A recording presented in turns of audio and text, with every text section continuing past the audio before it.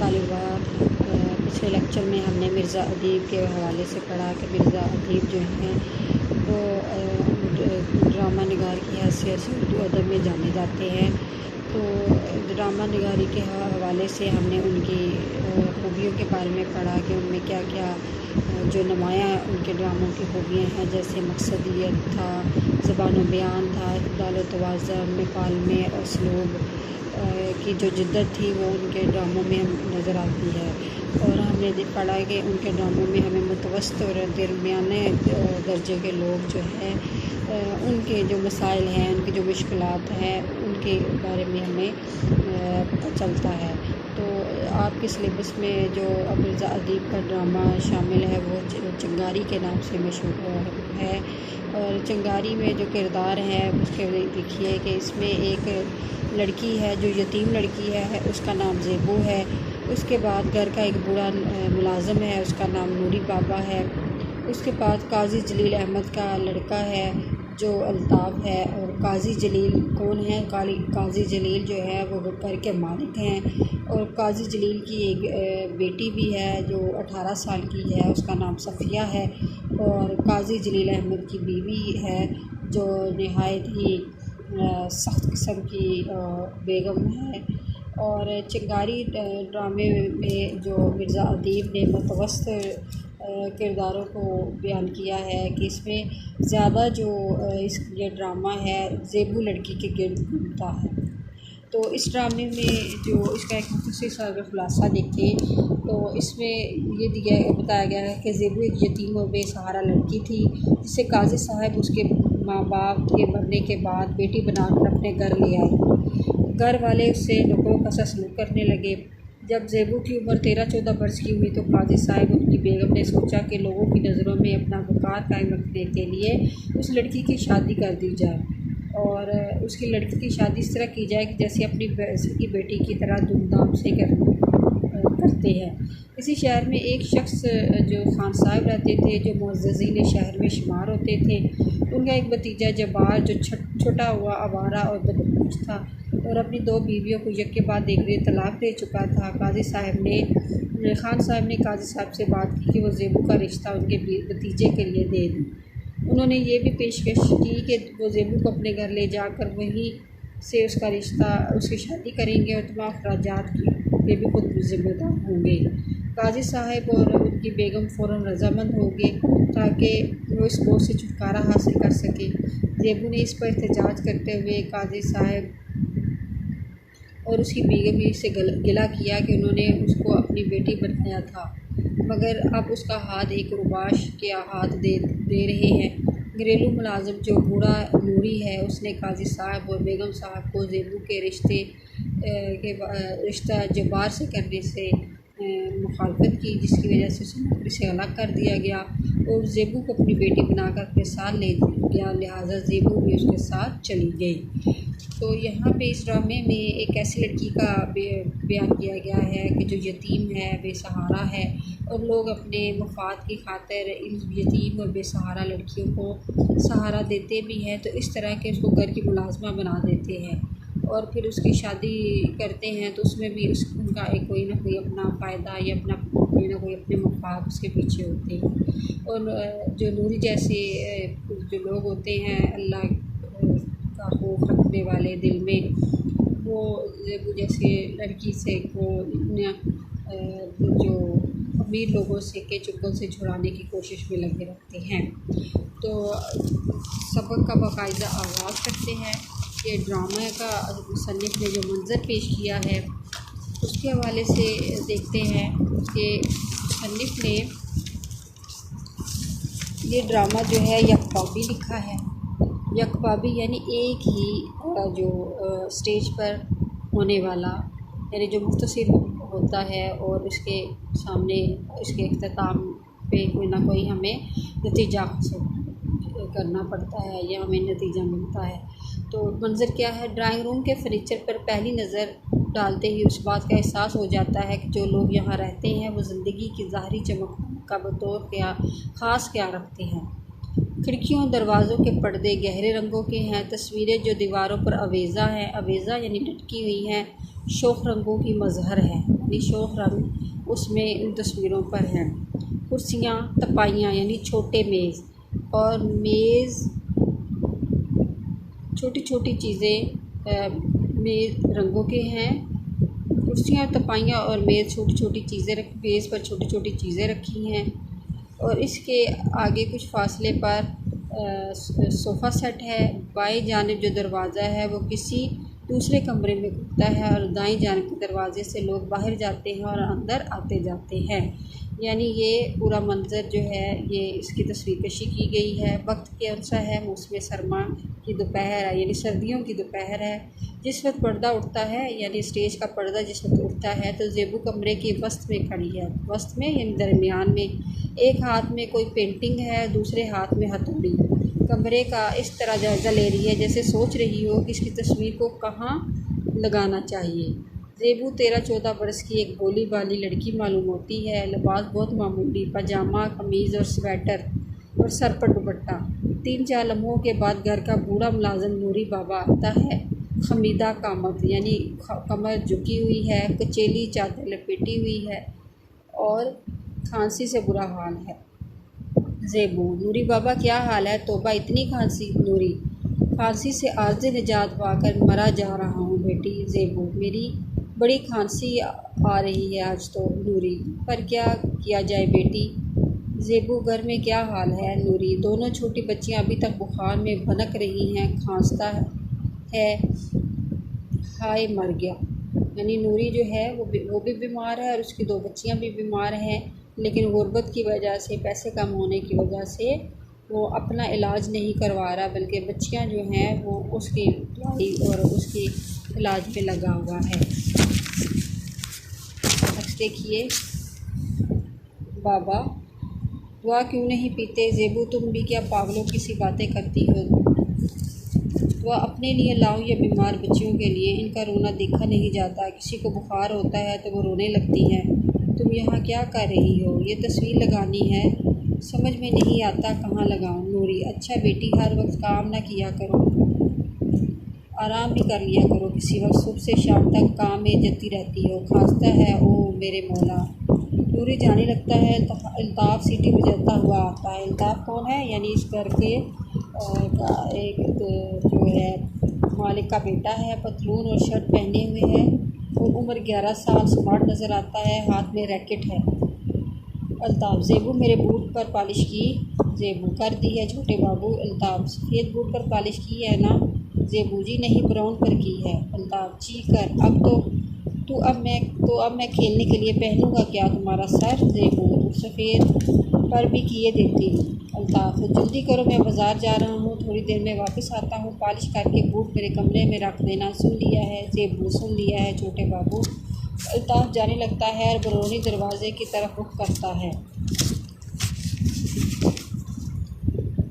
मैंने कहा छोटे बाबू क्या है? रुक जाता है। ज़ेबू: ये तस्वीर कहाँ लगाऊं? अल्ताफ़: हाँ ये तस्वीर मैं क्या बताऊं, बाजी से पूछो। अल्ताफ़ सीटी बजाता हुआ चला जाता है। सफ़िया आती है। सफ़िया अल्ताफ़ से बड़ी बहन है। आला किस्म की साड़ी पहने हुए है। उम्र 17 बरस के 18 के करीब है। सफ़िया: मेरा कोट इस्त्री करवा लाई है? ज़ेबू: लेकर गई थी जी, पर धोबी कहता है इस्त्री में कोयले नहीं हैं। सफ़िया: इस्त्री में कोयले नहीं हैं तो क्या बाज़ार में और कोई धोबी नहीं है? ज़ेबू: अभी जा कर ले आऊँगी बाजी। सफ़िया: मुझे आध घंटे तक कोट चाहिए और मैं कुछ नहीं जानती, ना मिला तो तेरी खैर नहीं। सफ़िया दाएं अंदरूनी दरवाजे की तरफ कदम बढ़ाती है। ज़ेबू: बाजी ये तस्वीर कहाँ लगाऊं? सफ़िया: अम्मी से पूछो, मुझसे क्या पूछती हो? सफ़िया अभी दरवाजे में है कि ज़रा दूर से बेगम की आवाज़ आती है। बेगम: ए ज़ेबू की बच्ची। ज़ेबू: जी बीबी जी।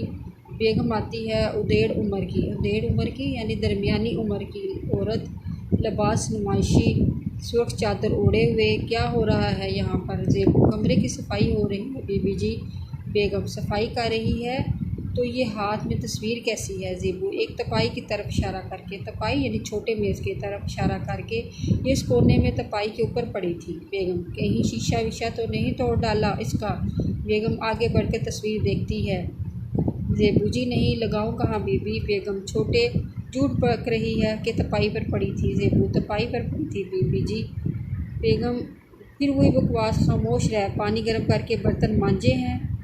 ज़ेबू अभी नहीं। बेगम वो क्यों।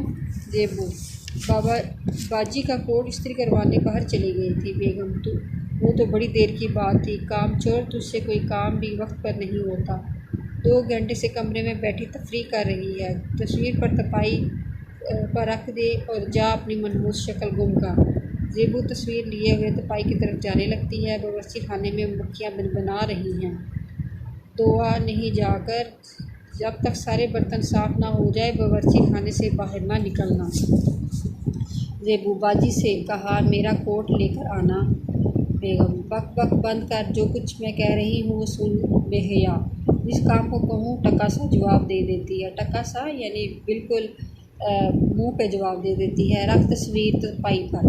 ज़ेबू तस्वीर तपाई के ऊपर रखने लगती है। हाथों में छाले पड़ गए हैं। क्या 15-20 मिनट तक आती हूँ बावर्ची खाने में। बर्तन सारे के सारे मंजे हुए ना हुए तो खाल उधेड़ दूँगी। मंजे हुए यानी साफ़ किए हुए।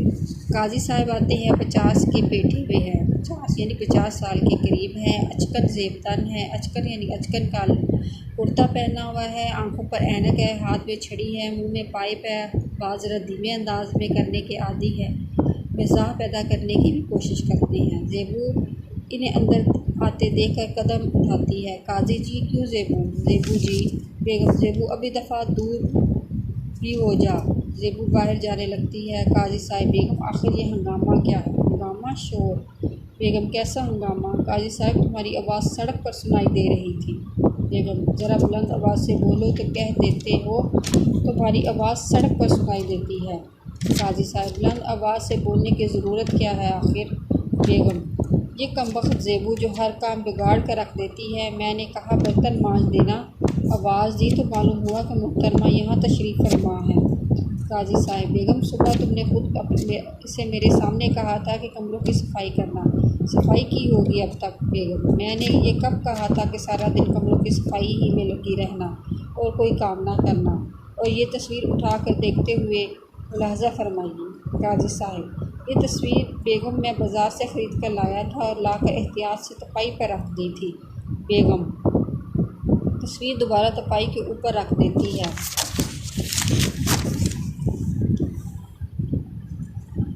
बेगम तुम खुदा खास्ता या खुदा न खास्ता यतीम लड़की से तंग तो नहीं आ गई। ये सवाल पूछने का क्या मतलब है। काजी साहब मेरा मतलब है शायद तुम चाहती हो कि ये कहीं और चली जाए। बेगम मैंने कभी कहा है इससे कि इसे कहीं और भेज दीजिए।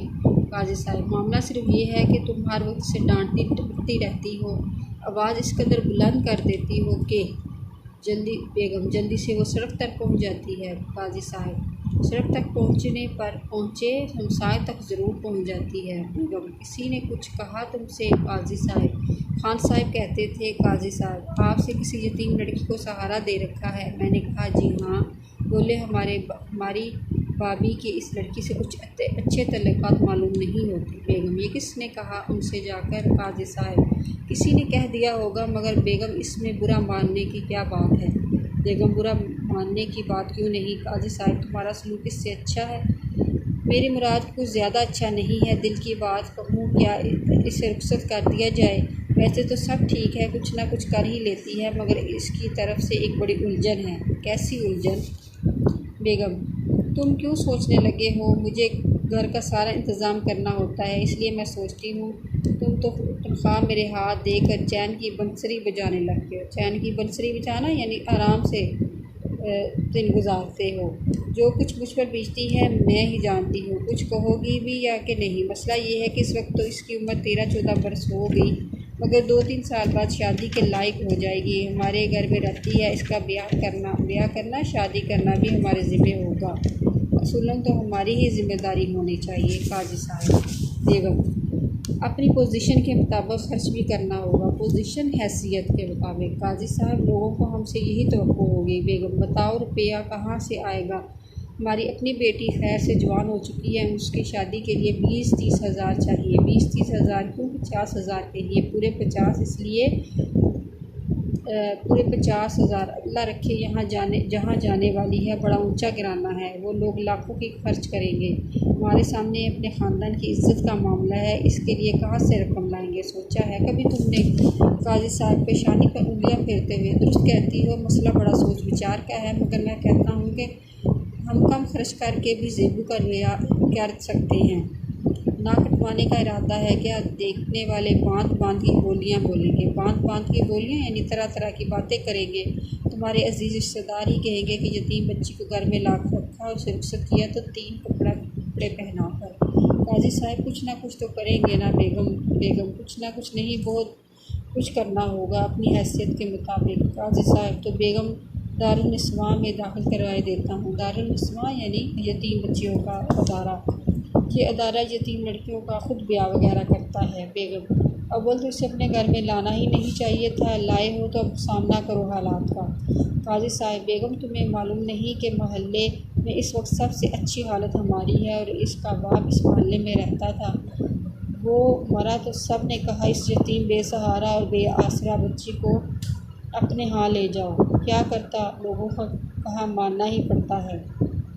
तुम तो ले आए लोगों की बात मानकर या अपनी शान दिखाने की खातिर, मगर ये ना सोचा कि आगे चलकर क्या उलझन पैदा होगी। माना कि हमारी अपनी लड़की नहीं है, लेकिन रहती तो हमारे घर में ही है ना, और शादी भी हमें ही करना होगी। मुनासिब रिश्ता ढूंढना, जहेज़ बनाना, बरातियों के लिए खाना दाने का इंतज़ाम करना, कोई एक खर्च है, हज़ारों ही उठ जाएंगे यानी हज़ारों तरह के खर्च होंगे। फिर किस्सा यहीं पर ख़त्म नहीं हो जाता। ये ज़िम्मेदारी सारी उम्र की है। मियाँ बीवी में झगड़ा हुआ, समेटा हमारा घर, बच्चा पैदा हुआ और ख़र्च, सारी उम्र ही का झंझट है, मुसीबत है। बेगम तुम खामखा परेशान हो रही हो, जो कुछ होगा देखा जाएगा। बेगम मैं कहती हूँ शुतुरमुर्ग की तरह आंखें बंद कर लेने से कुछ नहीं होगा, इस पहलू पर गौर कर लो। शुतुरमुर्ग की तरह आंखें बंद करना यानी हालात का सामना ना करना। जिस शान से सफ़िया का ब्याह होगा उसी शान से इसी का भी होगा। इसके मामले में ज़रा भी हाथ खींचा तो सारी बरादरी कहेगी अपनी लड़की को तो सोने में तोल दिया, यतीम लड़की को यतीम ही जाने दिया। तो अज़ीज़ तालिबात आज के लिए इतना ही काफ़ी है। आगे हम ये ड्रामे का अख्तिताम अगले लेक्चर में करेंगे। अल्लाह हाफ़िज़।